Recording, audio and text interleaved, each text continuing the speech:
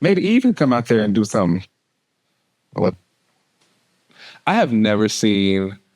I mean, that's not true. I have seen female characters be nerfed terribly before, but like the way they do it to her just feels like really crazy. Like the scene where after Omni Man was talking about how he wanted to talk to Debbie.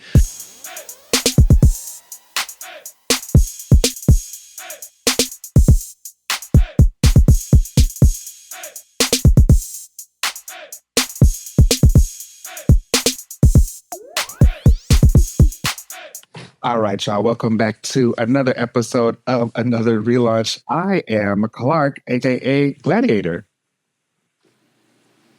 Oh, I thought you said Clark. I was like, Clark is named Gladiator. Um, So you know his name is actually like Clark, like his like Strontian name. That's what he is. like His Clark Strontian. Kent. Yeah. I just discovered that like maybe a year ago.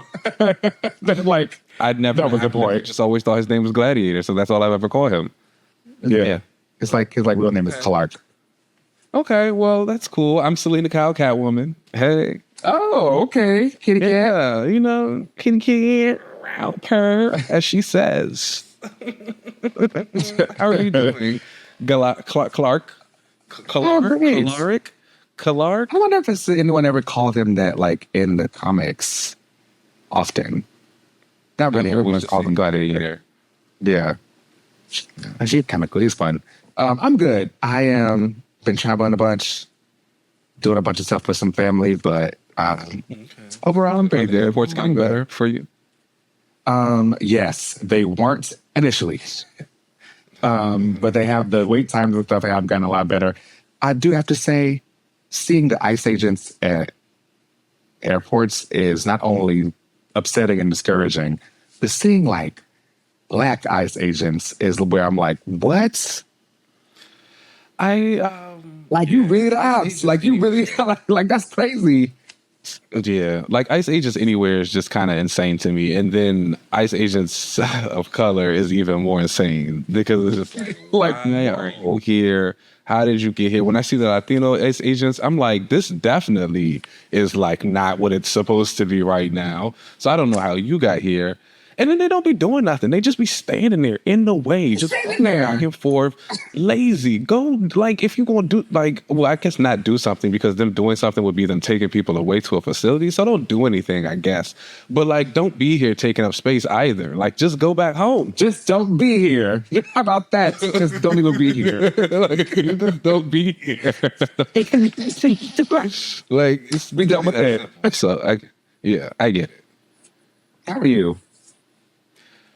I'm doing good. I don't think anything like crazy happened this week, which is, I guess, a good thing. Sometimes life is just all about peace or trying to find peace. You know, I like to wake up and choose joy every day.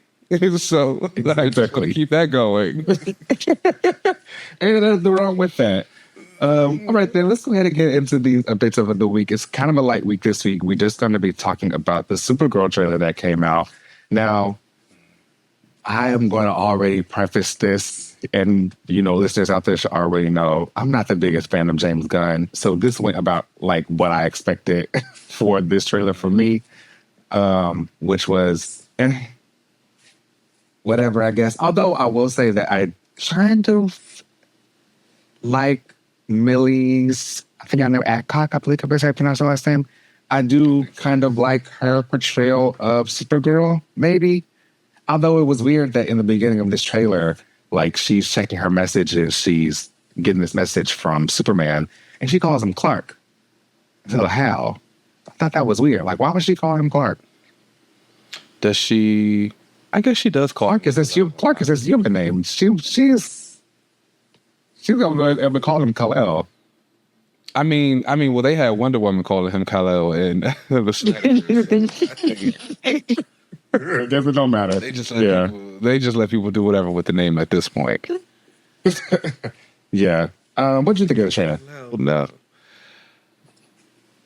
I thought it felt like a James Gunn trailer. I thought it wasn't. I won't say it was like similar to the Superman trailer in terms of tone, because obviously they feel like different movies, but I feel like it was similar to the Superman trailer in like the terms of that it feels like a gun movie, and that it feels like they're still trying to do something different from what they've been doing in the previous eras for DC Universe. So I guess like that is fine. Supergirl, I think as a character is like fine. I've read a couple of her books. I know the Woman of Tomorrow thing, which they're supposed to be adapting, is like a really beloved storyline. So that'll be kind of exciting to see. The Lobo of it all, he's there. I guess you just got to deal with the things that you got to deal with. But all in all, I don't know. I wouldn't say I'm like, I don't think this is a movie to be like, or at least I don't get the feeling right now that like I have to go see this. Like, oh yeah, I need to be there opening weekend.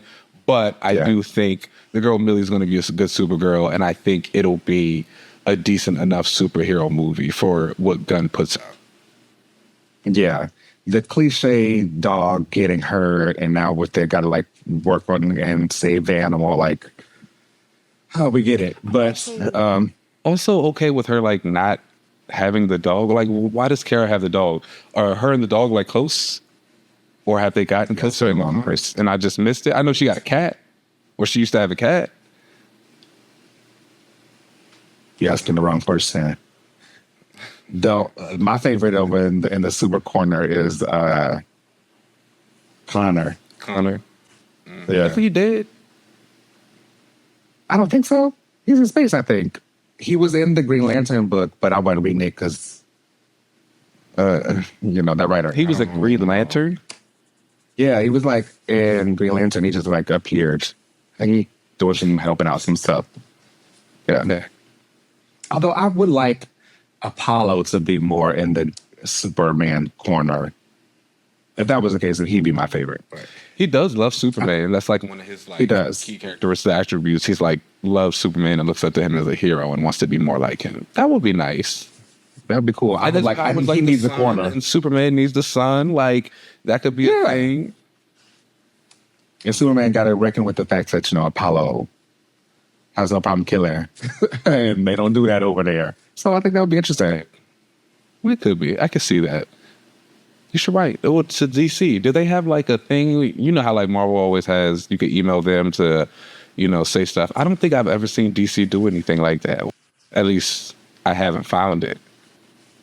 Like taking their suggestions. I don't know. Oh, I meant to say this. I did go to C2E2 this past weekend.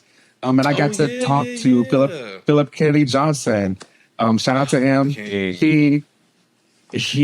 I bought this War Saga book, and he signed it for me. Yeah, which I thought was awesome. People out there watching, you can see that I'm showing it up. But yeah, I thought that was really dope. We talked for like 10, 15 minutes, and his line kept getting longer while we chat. And I thought that was really cool. I told him how I really loved Green Lantern War Journal, how it should have gone on longer. He was like, I did too. I wish it would have went longer. So that was really awesome. And C2 was a lot of fun. Okay. Actually, I met Elizabeth Olsen, and took a picture with her, and of course, I hadn't brought a Lorna shirt. That's very cute. Did she did you ask her? We didn't get to talk to her. They told us we couldn't talk to her. You were in and out. It was quick. It was real quick. But she was very, very sweet though. She was nice. The staff at C2E2 they were kind of nasty. Things to work on that. But she was like actually really nice. Because like my friend and I we were like, oh my gosh, I'm sorry. She was like, no, it's no problem. Like, come here, have a good time. We took a quick picture. Don't matter. Exactly. But yeah, that was side note there. But swinging it back around to Supergirl.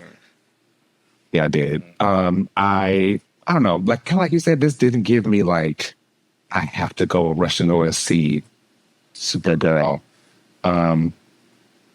The fight scenes looked kind of cool so far. I do like, I always love those, the energy tanks using their powers and stuff and flying and punching. But it wasn't like, oh my God, I really got to rush and go to see this. But we'll see. I'm sure there'll be some kind of. I wonder, is Supergirl going to be on the Justice League, or The Justice. like I'm assuming they're building up towards like the Justice League, right? I mean, I don't know. You know, they about to get acquired soon, so we might be starting. Let's start all over again. It is really crazy that, you know, life will imitate art, and they keep rebooting these movies the way they keep rebooting the comics. So maybe we might be in for another reboot. Maybe they'll get it that time. Maybe this is our new 52 era, and they just try stuff, and then we'll come back. Let's not do That's that. that. Oh, Maybe no. Yeah, no. Let's not do that.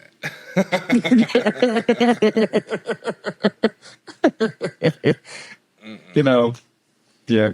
Well, The new 52 you know what? On that is gonna be note, like 2 people. So the lanterns, it was good for us. That's because like they just kind of ignored it all. They kind of just kept going. and Aquaman. That was it. Yeah. Oh yeah. That changed the game for Aquaman. I remember being there and everyone all of a sudden being Aquaman fans because of the new 52 run. And then they all. Anyways, yeah. Go ahead. Let's take a break. Actually, don't get me started. Yeah, let's go ahead and take a break and then we're coming back.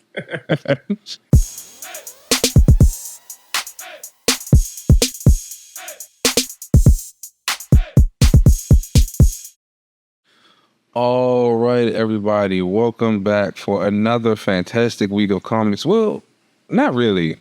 I only had one comic. Not really. Me too. It was a great one, but it was just one. I only had one. Mine was okay. Let's chat about them really fast. So I had Poison Ivy number 43. That comes from G. Willow Wilson with art from Jamie Infantante and colors from R.F. Prianto. Now, I know you're not reading Poison Ivy, but she is currently the mayor of Gotham. And I don't really know how I feel about it completely yet. Like, I'm just trying to flow with the story. Obviously, like, she is the mayor and she is like running on like her policies and like being more economically friendly, quote unquote, and like doing all these things, but she's still going about it some underhanded ways. She's meeting with people who have been like leaking stuff into the sewers, who she's later killing instead of like going about it the proper way. The biggest thing about this issue though is that, well, it started at the end of last issue, but Ivy officially breaks up with Harley. She basically tells her that now that she's the mayor and she has this position, she can't really be around Harley. She's not good for the brand, the clown thing, the criminal thing, Mind you, she's also been cheating on Harley like pretty consistently during this entire book. So this is really just like a culmination of a lot of big things that are going on. There is a point in time where when Ivy is down in the sewers with that guy I mentioned earlier, Selena, the Catwoman, actually does show up in the issue, and like she's like, you know, Ivy, I don't think you became mayor for like really good reasons. I think there's more going on to what you're saying. Why are you doing this? Ivy's saying her old shtick about I'm doing what's best for the people. Selena's like, oh, and Harley, are you doing what's best for her? Because obviously I've heard about what's happened there. Ivy's like, don't talk about that. You know, they kind of have a little moment. Selena's like, okay, whatever. Just know, like, you're being watched. Don't show these people the big stuff. She leaves out. It's good tension as far as like Harley and Selena. I will say, like, I know that the sirens are a big thing. I have never really fully bought into the Selena, Ivy, Harley like friendship dynamic. I feel like sometimes it comes off a little awkward, but I feel like I read a lot of those stuff from like Harley's perspective and her side, and her stories can be a little zany.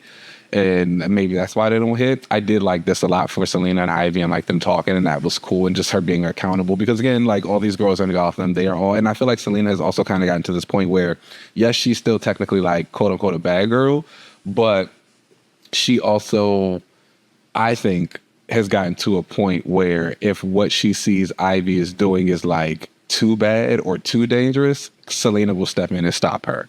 And like that's kind of what this felt like a little bit from her perspective, to be like, oh, okay, like I see you, we girls, this don't feel right though, and just know you can be stopped. So all in all, it was like a really decent issue. Again, I'm just kind of rocking with the mayor storyline to see where it goes. I'd give the issue as a whole like a 3 out of 5. I continue to think it's well written. The art was pretty good. This one, the Harley Ivy breakup, I know it's being discussed amongst the fandom. It's very, very divisive. I feel like if you would have asked me my opinion on this like a few years ago, I probably would have been like, oh, I'm happy, because I never really saw it for the Ivy and Harley relationship, mostly because I felt like Ivy lost a lot of her agency in that space. I feel like it was mostly always about Harley, and Ivy just kind of tagged along as the girlfriend. I feel like a lot of those things were resolved with this run, actually, and showed how Ivy is independent and how she operates on her own. And even when she was cheating on her, I was like, okay, like this ain't that great, but it is like a part of their relationship and it's growing, it's dynamic. We'll see how they work that out. We'll see where it gets to. And then her just kind of like now breaking it off for this again. Do I think it's over for them completely, like forever? No, I'm pretty sure. Honestly, feel like they'll get back together by the end of this run. Maybe Harley was really hurt, like bad. Like it was kind of a bad breakup. But we'll see. I guess I'm just more curious to see like how this goes, but I just don't think Ivy and Harley are not meant to be together. I feel like DC as a whole has really come around to them as a couple and like pushes them as a couple and like wants them to succeed. And I also feel like DC is a company where their couples are a little more solidified than like Marvel. I feel like Marvel is a little bit easier to have their characters date around, jump around, do stuff like that. Whereas like DC, like, no, once we get like Clark and Lois, it's Clark and Lois. You know what I'm saying? Like, well, and we got Barda and Miracle, all these people, they just stay together and they are the space. So I feel like Harley and Ivy have gotten that way. So even if they do separate, they'll be back. But 3 out of 5 as a issue whole, decent, divisive. Okay. Yeah. Okay. That's it. But next up on our list is a book I know that you have been very excited to talk about. And like, I know I'm actually kind of excited to hear about it. Let's talk about Wonder Man. Yes. So this is Wonder Man #1, and this is written by Jerry Dugan and Mark Buckingham, and colors by Rochelle Rosenberg. Now, this is a 5-issue miniseries, Wonder Man's first in years. I guess since the 90s, technically. Yeah, that's crazy. Yes, it's the 90s, his first. No, there was another like solo mini. In the 90s one, it's like not available, is it? Yeah, that's the one that they'll probably never put back out because of the writer. They have certain issues because like certain tie-in issues were a part of like big events. Those are available, but I don't think they'll ever reprint or re-put out that series. But this one, this one is doing exactly what I've been talking about before as far as these like solo minis right now, where they are taking the story from the past and then filling in the blanks, but doing it in the present. Kind of like I talked about before with the Rogue issue, not like Rogue Savage Land, where the entire issue did take place in the past, but this is actually in the present and is pulling some stuff from the past, bringing it forward. Now, this issue opens with Wonder Man in his safari jacket, and it's supposed to be like a flashback. I have to say that I really like the difference in art styles that Buckingham is using here. And the flashback moments, he draws the art very similar to the way that Simon was drawn back in the 60s. And the present day work is a lot more like current, which I think is really cool. So you see Simon back in this like safari jacket, and he's talking to Kevin at Timely Studios, which is obviously supposed to be Kevin Feige at Marvel Studios. For people who don't know, Marvel Comics before they were called Marvel Comics, they were Timely Comics. So I think they're kind of doing a riff on that. You know, he's always going to find a way to put himself in a comic book these days, or they are going to find a way, quote unquote, to put him in a comic book these days. He's been in a lot. You know what? Or this could be a case of Dugan being like, hey, you need somebody else to write something. I'm reaching out. I mean, and do what you got to do.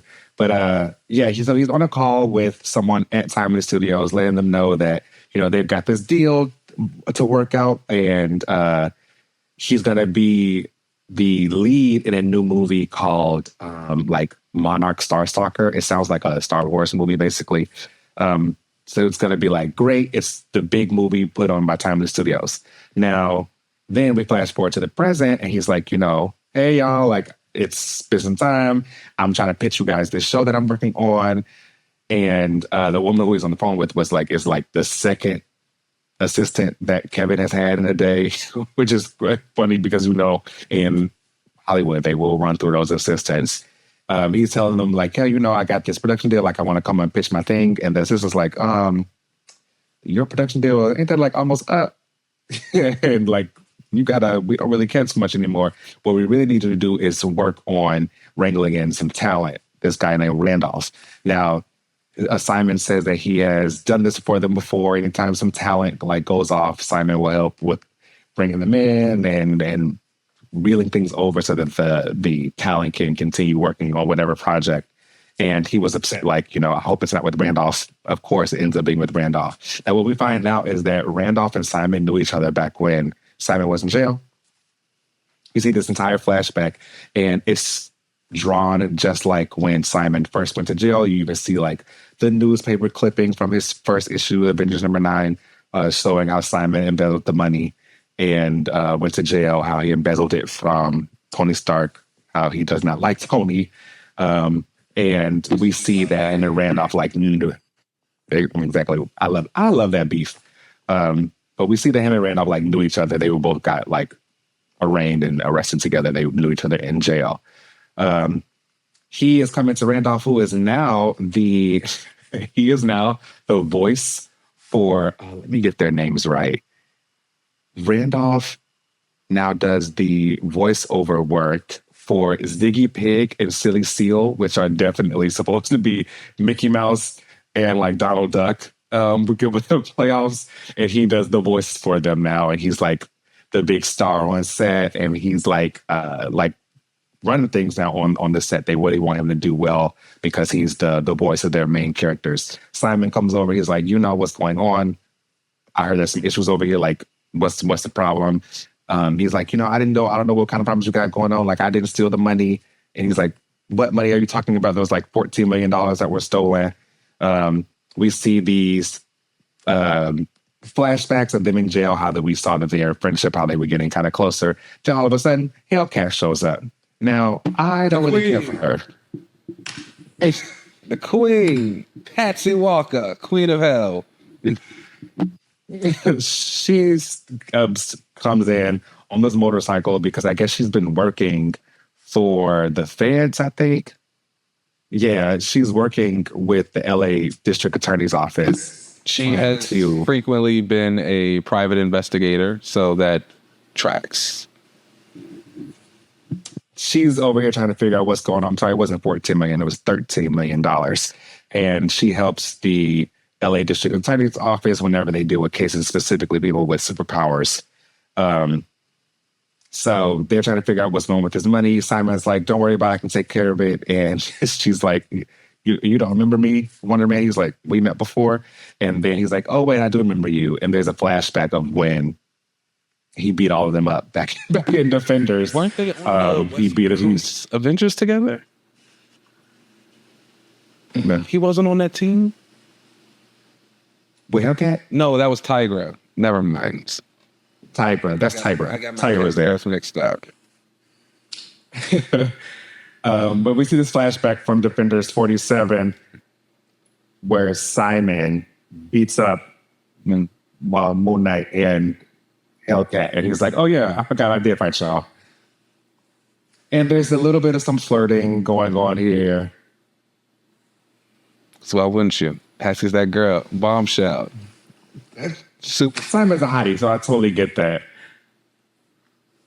I don't really know if but again, I don't really know if this is going to be kind of like what you're just talking about with Harley and Ivy, where like at DC, when they have a characters and they like lock in, that's pretty much it. Yeah. I don't even know if they'll make it outside of this Miniseries. this miniseries. Like, yeah. Well, it's... So Randolph leaves.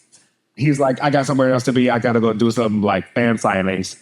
But Randolph, he goes to Golden Apple Comics to do this signing, which is where I go to get my comic books. That's cool. Yeah, I thought that was really cool. World stuff in there. Yeah, Dugan also included some of his stuff from his most recent West Coast Avengers run, where there was this character named Killer Watt. And Killer Watt like got electrically charged and that made him super strong. He could fly and stuff. And it turned out that Killer Watt's dad was a big Wonder Man fan. And I guess back in the day, he actually the dad brought Killer Watt to get like some stuff signed with Simon, and he has like some flashbacks with that, which I thought was really cool. Randolph ends up getting like almost assassinated because someone is like trying to find out what's going on with that money. Then we get to see some Wonder Man action. Wonder Man goes after this assassin. He's like flying, dodging blasts and stuff, saving some people. He saved this family of civilians. Stops the guy. He's like, you should have tried a lot harder. Like, I'm an Avenger. Why are you trying to like assassinate him? At the end of the issue, we see that one of Randolph's business partners had also stole Simon's car, drove into a lake, and like they were also in the car with the lake. So no one knows if this person actually stole them, if they stole the money, or if they like were pushed into this river. No one really knows, but that's kind of the mystery that we're gonna go here. Okay. Simon wants to solve everything because he wants everything to be cool. He wants Randolph to be cool. He wants his production deal with Timeless Studios. Hellcat is looking for someone's got to be the culprit here. She's working with the LA District Attorney's Office, so everybody's kind of butting heads over figuring out who stole all this money. This is exactly kind of what I wanted for Wonder Man as far as his ongoing. The issue that I have for this is that this feels like a great number one for an ongoing, where we would get more issues and see Simon doing more of this, and there'll be another arc after this, right? But this feels like this entire 5-issue miniseries will most likely be just this arc. And I'm gonna feel like I'm gonna be left wanting more. Yeah, so I think that this is exactly what I want for Simon, but I want like more. I don't know if this is making sense. This would have been a great first issue for like an ongoing, where I know that we'd be getting more from this, but knowing that it's only a 5-issue mini, I would have wanted a little bit more in this first issue. So I guess like what's more for you? Like, what do you think we could have seen a little bit more of, or maybe that you'll hope we'll even see it within the next few issues? Yeah, I guess maybe I would have wanted everything just kind of turned up a notch. Both the superheroics and the meta commentary about Hollywood stuff, and even the stuff about like his own personal things with like his production deal and all that kind of stuff. Like, it would have been cool to see him meeting with the executives there, or seeing even bigger fight scenes of him instead of just only the one against this assassin who came to assassinate Randolph. Just everything would have been turned up just like a notch. Well, even with this only being 5 issues, do you think that, at least from this first issue, do you feel like you saw anything that might hint to the future, to where he might be when it's done, or where like could be? I'm hoping that we see some more within that second and third issue. I think those will be the ones where maybe what I'm looking for will be turned up some more. This was maybe just there to just, get things started, wet the whistle a little bit. But we'll see. I'll definitely be there for the rest of the ride. I would honestly give this a 3.5 out of 5. Like I said, I really enjoy the flashbacks and the way that it was drawn to give you the feel of like the older book and then the flash forwards or the present and stuff. I think that's really cool. Could have done without Hellcat, whatever. She's here now.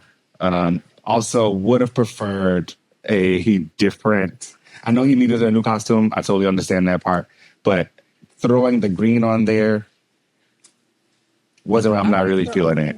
I like the black with the red W and the yeah. Why not just do that? Exactly. But they always got to change and add new costumes. Everyone's got to get a new list. But one, I guess. Well, that's good. I'm glad you enjoyed it. Yeah. I'll be there for Wonder Man. Make sure y'all get y'all copies. And y'all, this does not mean I've seen people are commenting on Instagram because, of course, Marvel is promoting the book. And obviously, people have seen the show. This does not mean that Hellcat is going to be in season 2. Okay? This does not mean this is her way back into the MCU. This ain't about her. This is about Spider-Man. We don't need no more.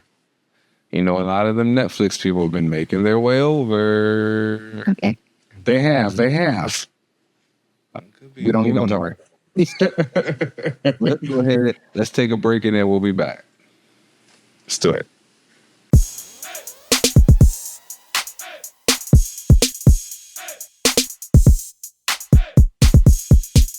All right, y'all. Welcome back to another relaunch, and this is the watch section of the show. And this week, we are going to be doing a bit of catch up.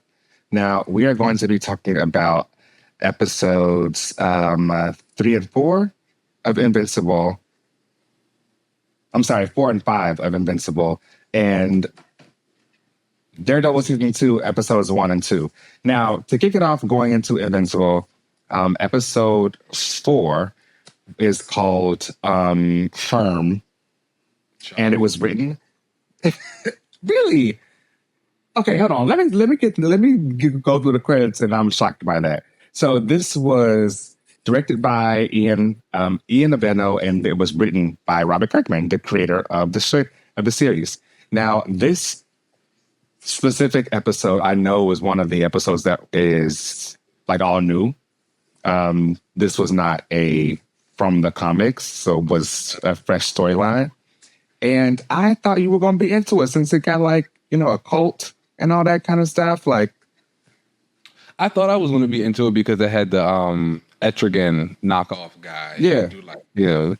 But it was just, I think this was one of those episodes that for me, it really highlighted a lot of the things that I find are problems with Invincible, especially in terms of their animation and the way that they will try and fill dead space for obviously things they can't animate with just things that feel kind of inconsequential. The entire scene of Mark and this name's not Etrigan. I don't want to keep calling him Etrigan. Dark Blood.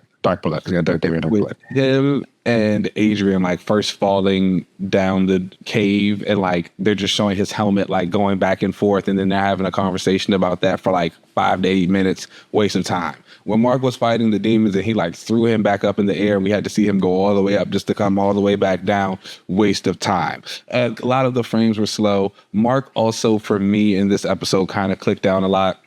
I feel like a lot of his story over the last 4 seasons has obviously been about him dealing with the trauma of hurting people versus saving people and killing people and da-da-da-da-da-da.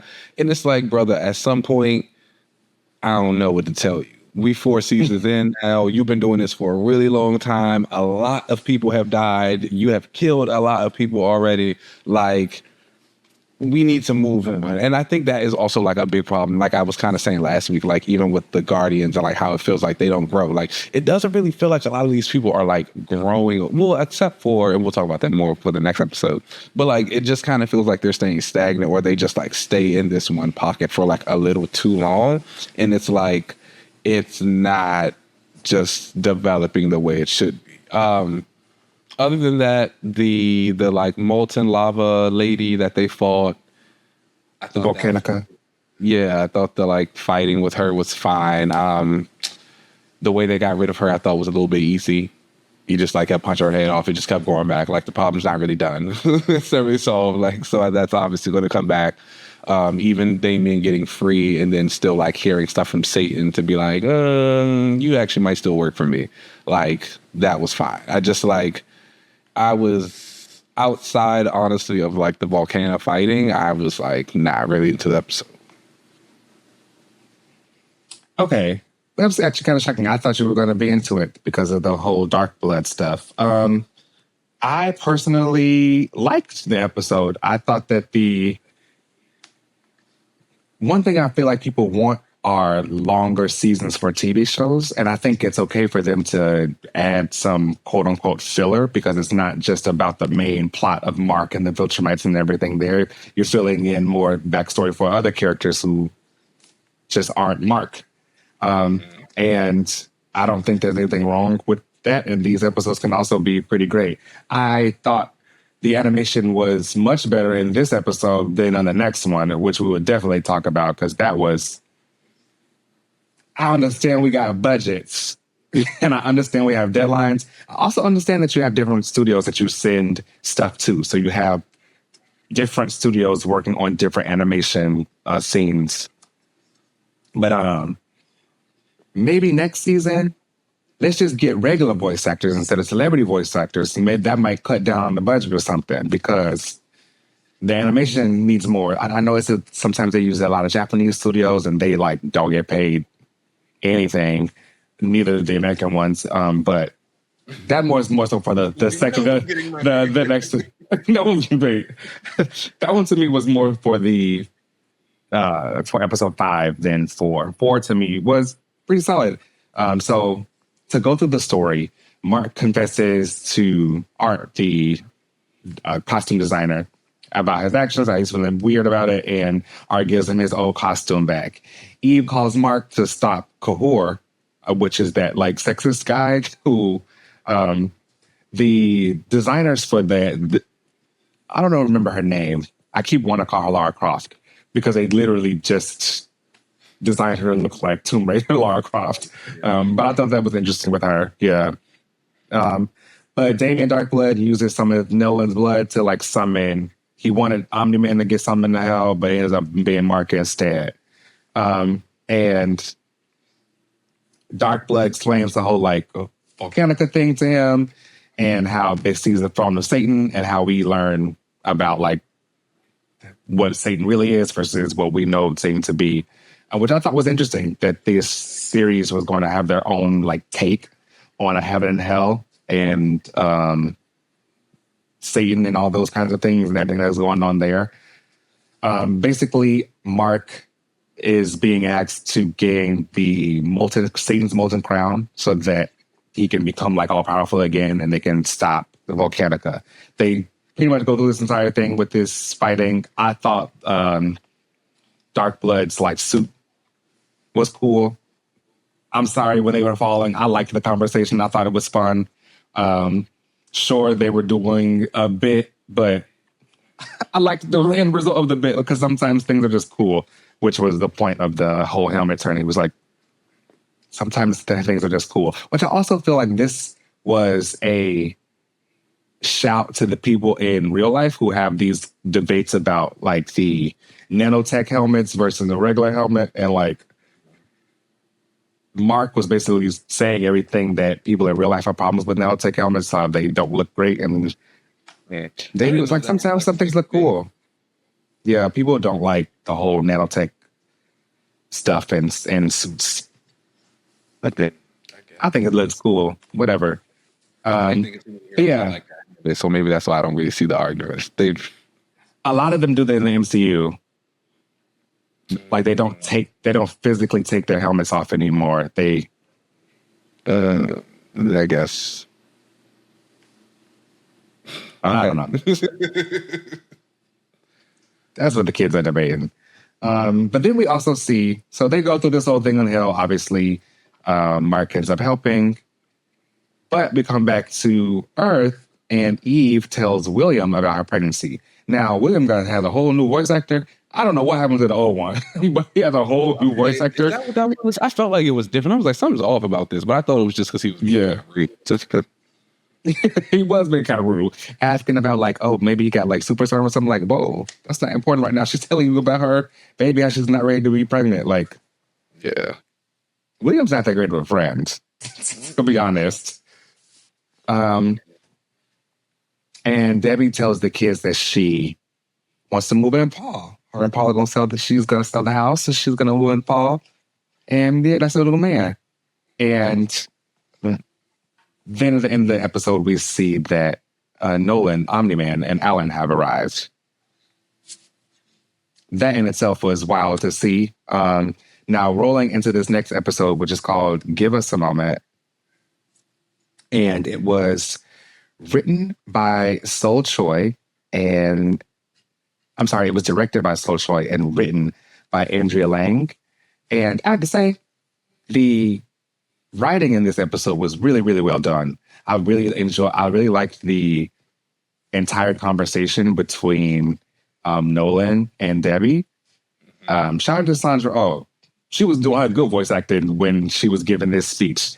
However, Sandra, you did not deserve the animation during that speech. There's this entire scene where Debbie is like walking forward towards Omni-Man, and it looks rushed. Like it does not look great.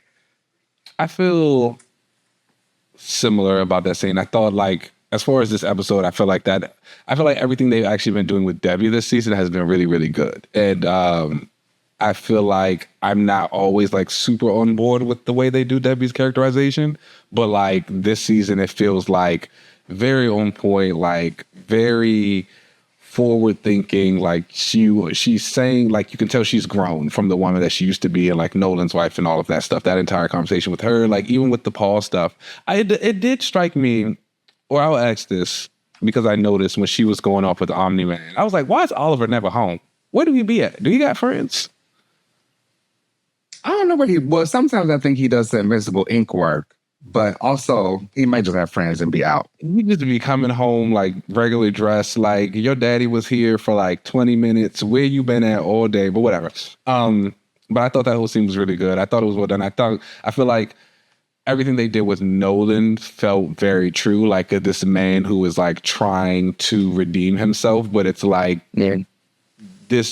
everything that's happened is a consequence of your own actions. And it's like, it really shows that I think a lot of people think they can do bad things, they can apologize, and like people will move forward. And this really kind of like shows in as a reminder that like, no, sometimes you do bad things and like, that's it. Like people don't want to deal with you. I do have to say though, there was that scene where, he said how he was no longer a Viltrumite, and he was like, I'm almost 1,000 years old, but 20 years with you, Debbie, made me feel human. And while he could be not that gotcha, no, it did not. Oh, okay. No, what it made me realize though was that he was human, because in that same speech, Debbie was like, but you got some other girl pregnant. Like, what about Andressa and this baby that you had? And he was like, oh, that was a mistake. Like, I loved you. I never loved her. Like a man. Like you sound like a man. Just like a man. And then another crazy thing to say, because now you're talking about this woman is a mistake who gave me this boy who I have also come to love and has started raising as my own son. So now you calling my son a mistake? Like, what are you talking about? I was like, oh, wow, he's human now. Like just so like, yeah, like really good scene for them. Everything else, I feel like, the robot girl, suit girl, tech jacket, heck check. Suit girl is funny. Like, I'm sorry, we got to do something about the hero program on this planet, because this is who we're going to get to fight Viltrumite. She was fighting the guy, and one scratch took her suit down to like 72%. What she? Yeah. And as we saw when we got to the Viltrumites and they show up, it really wasn't given like, oh, like you need to be here, 16-year-old girl. Like you need to get out. I was confused because And like in the earlier season of this season, where Omni-Man and Alan are going around finding all these weapons that are supposed to defeat the Viltrumites, he's like, "Oh, there's Tech Jacket. She's on Earth though. Like we'll get her later." I'm thinking like, "Oh, she's gonna be like when the Viltrumites come, it's like nothing for her to like take them down. Like she's their counterpart." The one Viltrumite stepped on her helmet, and it was like, "Girl, you said that you're gonna die." 0%.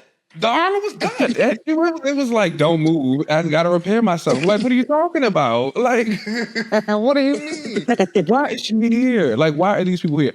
Oliver also, I think that one little quick 5 seconds of showing him training with Alan was like everything. He needs that every single day because this little boy,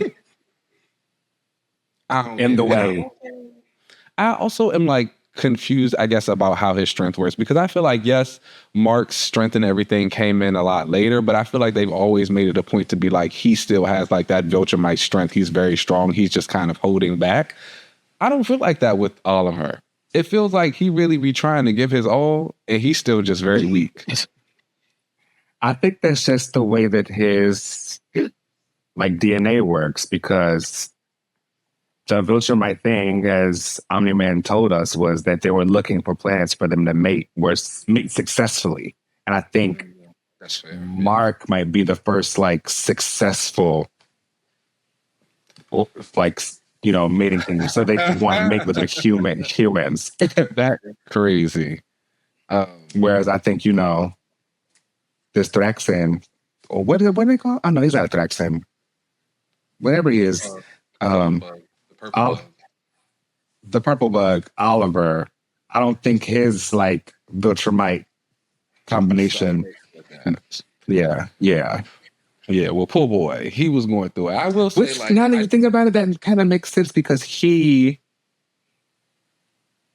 compared to like Mark, he still looks alien. Like he doesn't look Viltrumite. You know what I mean? Whereas Mark, like he's got his like he could look just like them. Yeah. And also, I will say though, to Oliver's credit, I do like the way he be clocking everybody.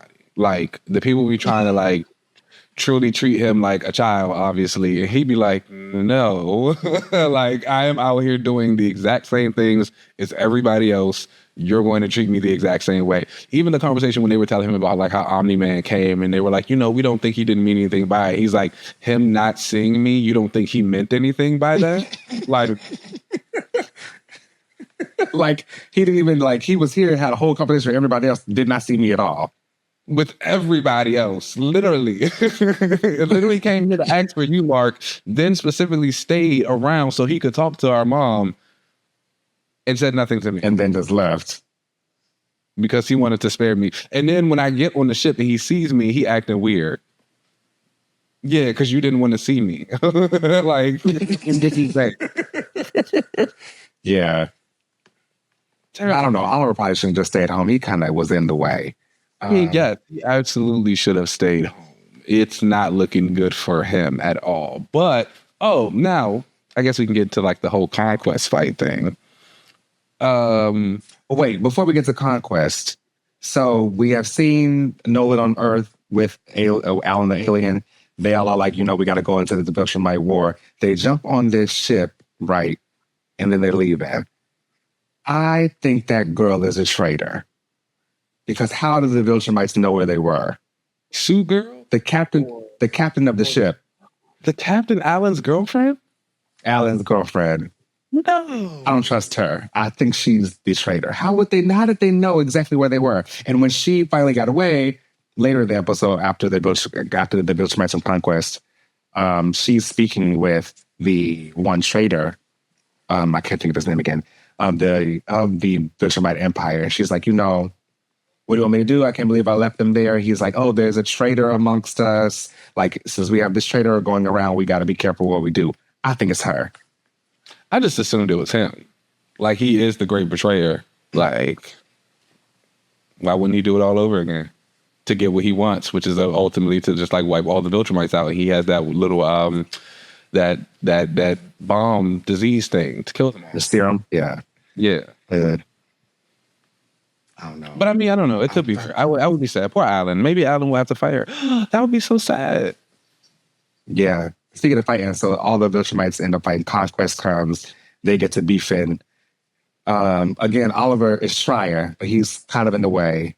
I do like the whole breathing thing about the Viltrumites. I thought that was interesting with where Omni-Man's like, do you need to breathe? He's like, yeah, I got to. He's like, go to that planet down there and go get yourself some air. That they really just up there hold their breath while they fight in space.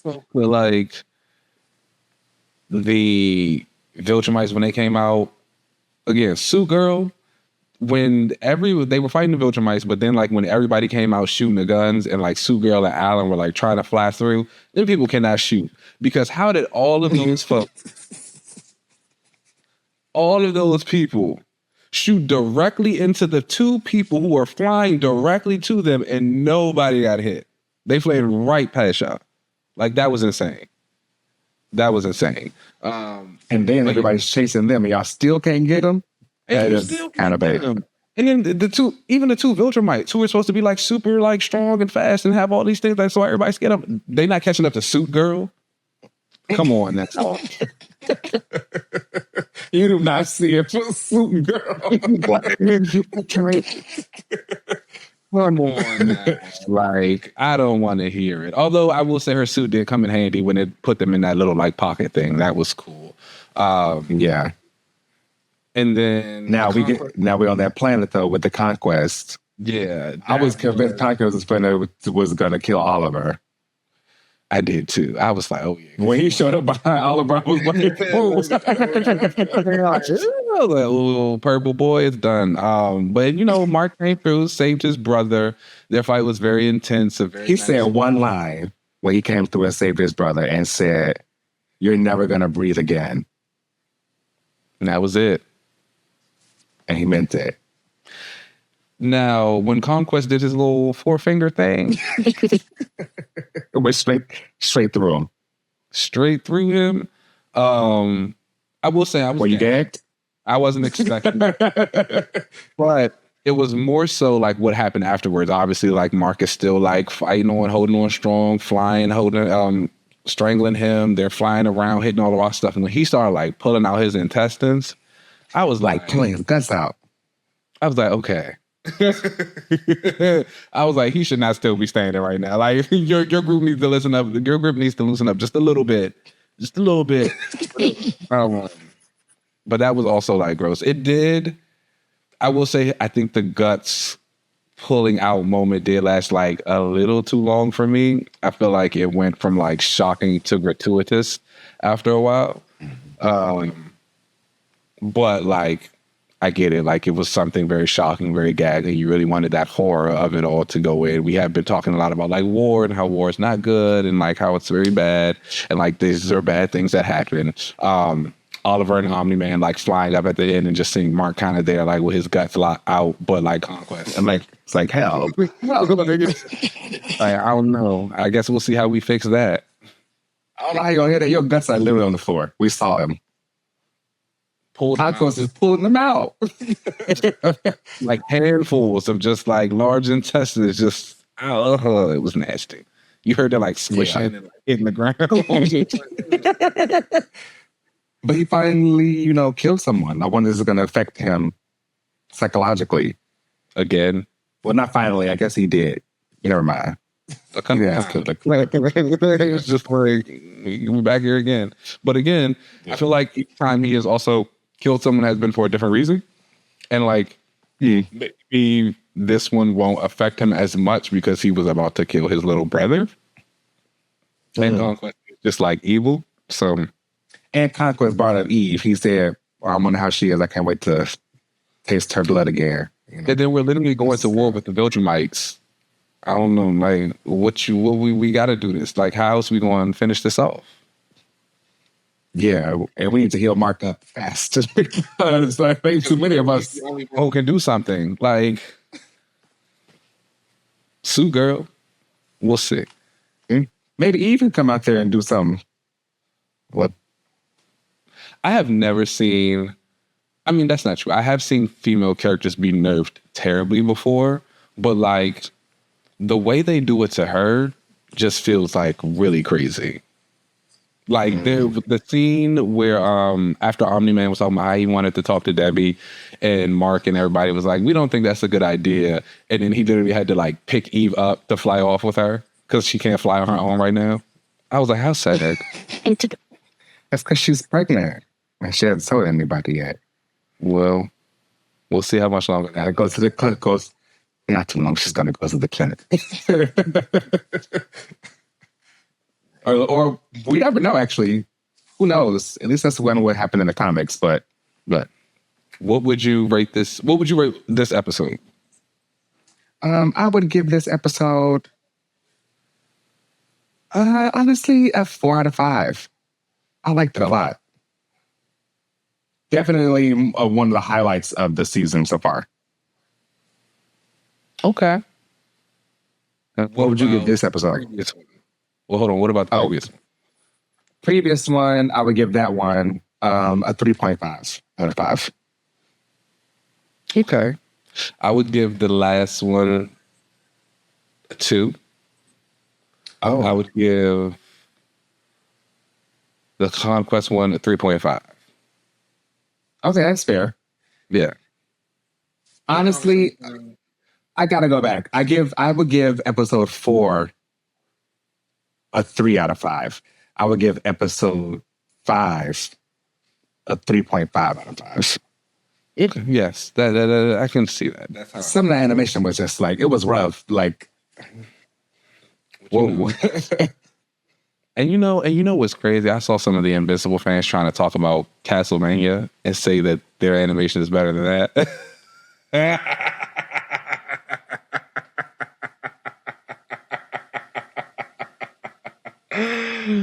Please don't set yourself up like that, guys. It's okay. No, they definitely do have better fight scenes for sure. But Castlevania, that the anime style animation is much significantly better. A lot of things. But that's Invincible. That's I don't really know if we need to talk about Daredevil for real because nothing's going on in the show. Okay, now Daredevil, Miss Girl, I am. I don't know. I've already thought like Daredevil was just like okay of a character. Like I really don't get down too much in the streets or whatever, but like I do like the MCU and I do like the MCU storytelling in there, but I also don't know if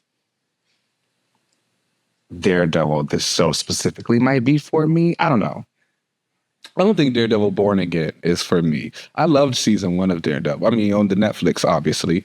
And I was not. You were part of the campaign, right? To like bring it back after it doesn't exist. I was on the team, like, need to come back. I was honestly not like super excited when Born Again first got announced to become the Disney Plus, just because I feel like by that point in time, like the Disney shows and some things with the MCU had kind of clicked down. But then when the trailer came out for the first season, I got really excited again. I was like, okay, it looks like we're going to be doing something that we are getting back to. The first season did not move me at all like I thought it was going to. I thought it was like very slow. I didn't really agree with a lot of the character choices that were happening, or just story choices in general. This season, 2 episodes in, already has like completely lost me. And I think a big reason for that is because the show, and it's like clicking with me, is that the show feels like it's about everybody else except for Daredevil. He is there for the first 10 minutes and he's there for the last 10 minutes.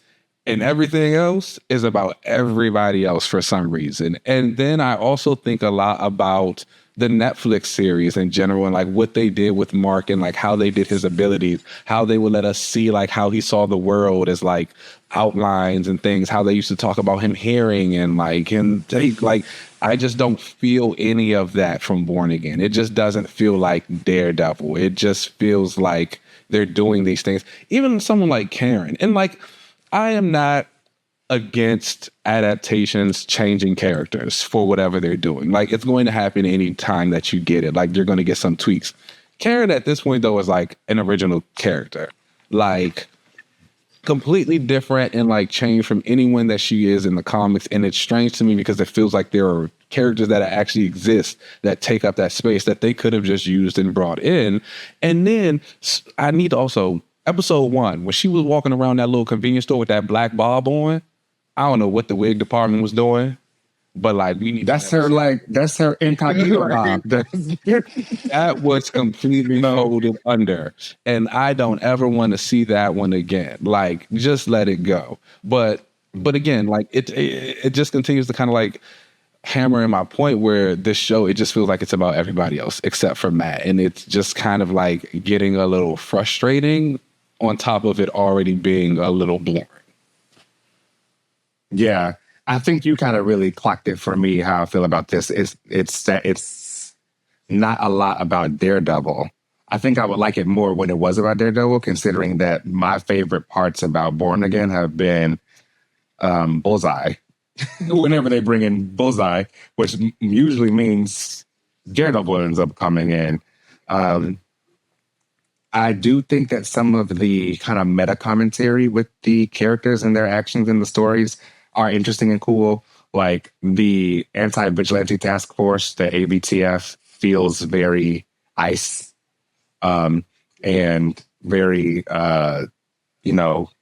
we're seeing this all happen outside right now. So that stuff is kind of cool. Even them having their symbol is the Punisher skull. I don't even think that's on purpose, but like having those two symbols be completed with those two things in the MCU is very similar to how that goes on out here in the real world. I thought that was interesting. The stuff with BB Urick, how do you feel about her? That's who Paige has been meeting with. In that first episode, she meets with BB Urick and they're talking about spreading propaganda for Fisk and all that. And like, again, I don't know. Like, it's just, I feel like we don't need to be spending as long on these people as we are to be doing these things. Mm-hmm. And I think that's just like, again, just my big issue with the like, and even so, if we are spending the time with these people, why is it not Daredevil who's like getting all of our interaction and like really going around and like just like the person who the show is about? Like, it's just not clicking for me, unfortunately. Now, when we are in the second episode, because the first one ends with Daredevil being in this house and he gets unmasked. And I was like, damn, but he really, is this going to be about him being like known as Daredevil? But literally all the officers in there get killed by Bullseye. Yeah. And we see that in this next episode that Bullseye killed some officers who were in a hospital recovering, allowing the police to take him into hiding.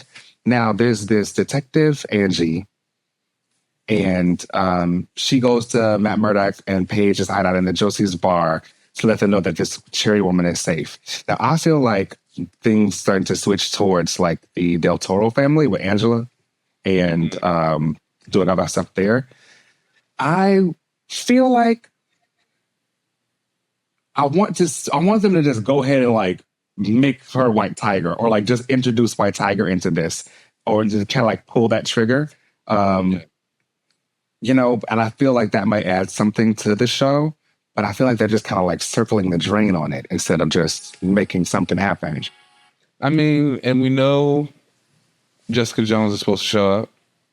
Mm-hmm. So maybe that will like bring a little bit more excitement too. We also, I'm sure everyone's already seen that Finn Jones and Mike Coulter have been on set for season 3 for Luke Cage and Iron Fist, which no shade. The revisionist history that's coming around for that Iron Fist man is crazy to me. Like, the people who just really like Iron Fist and they will say that was always the case. I remember when that show came out and how its 2 seasons were received and then how his appearance on Defenders was received and how his overall just like lack of training and physicality and everything was received. But now everybody's screaming to the rooftops. So like, this is so exciting. No, the show already not that good. And then we bring in all these aspects from other bad shows. I think people want the Defenders together. I think people like to see all of them together. And I think they made a different name. I don't know how I feel about the Defenders. To me, the Defenders are like It's not even Defenders for real no more. Like the whole Defenders and Hero for Hire thing. Like unfortunately, it is not like those characters anymore. That core for that is like the time has passed. It's like completely gotta move on. And I think that's another issue that I'm already having with the show. It's like you brought it back and you wanted to talk about how you're this new thing and you're doing it different and you're blah blah blah. But then you just going back and bringing back all the old stuff anyway. Yeah, I'm okay with them all kind of just coming in to be cameos in the Daredevil show instead of making something new or whatever. Although, you know what, they probably could have just done a Heroes for Hire show and just done like anthology episodes on each character and left it there. It's a lot of things I feel like they could have done. And I just feel like now with the MCU and how they're doing it, just like Doomsday, Secret Wars, Multiverse, all the things, crossovers coming around. It's just like, okay, I'm so kind of ready to just be done. And we can just keep moving forward. Sadie's coming. I do think that Luke Cage is going to run for mayor next season. That would be nice. With Kingpin being mayor right now, they're doing like Kingpin being the villain and him being the mayor. I could see them bringing Luke Cage in specifically to at least have him run and probably win at the end, and that'll just be his status quo in the MCU, is that he's like the Mayor Luke Cage, which I think is great. I do like Mayor Luke Cage. We'll see. Yeah. Him and that lady should have their baby already, though. I wonder, you think they may just say that they already had it? Because what I don't want them to do is try to like just start their relationship now, even though like they started it a long time ago. You know what I mean? Yeah. At this point, like, I feel like she's already just have Danielle. And that's what I'm talking about. Like, if we gonna bring these people back, I feel like that would have been a good thing. Like, had them come back and like she already got like a 2-year-old little mixed baby. Mm-hmm. And I think Jessica Jones, the actress, I think she just had a child in real life, right? Like I think maybe in real life. Yeah, I think she was finishing like either she had just started being pregnant when they filmed her stuff last year, or like it was whatever. But yeah, like it was so many other things they could have done instead of just bringing in Iron Fist. Please also don't bring in Simone Mythic as Misty Knight. We do not want her. Oh, what's wrong with that? You don't like her? No. Well, what's wrong with her? She's gonna get Misty?